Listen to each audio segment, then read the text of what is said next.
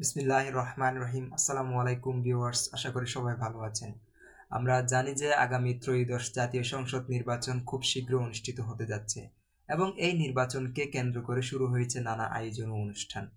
এখন যারা ভোট দিবেন না তাদের সম্বন্ধে কিছু বলার নাই, তবে যারা ভোট দিবেন অবশ্যই বুঝে শুনে ভোট দিবেন, কারণ আপনার একটি ভোটের মাধ্যমে একজন প্রার্থীকে নির্বাচিত করে না।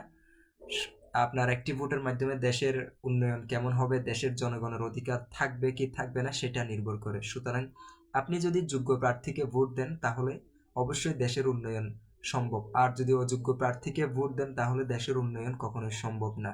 সুতরাং দল বা প্রতীক দেখে নয়, প্রার্থী দেখে ভোট দিবেন, তার চরিত্র, তার গুণাবলী, তার দেশপ্রেম ইত্যাদি এসব বিবেচনা করে ভোট দিবেন।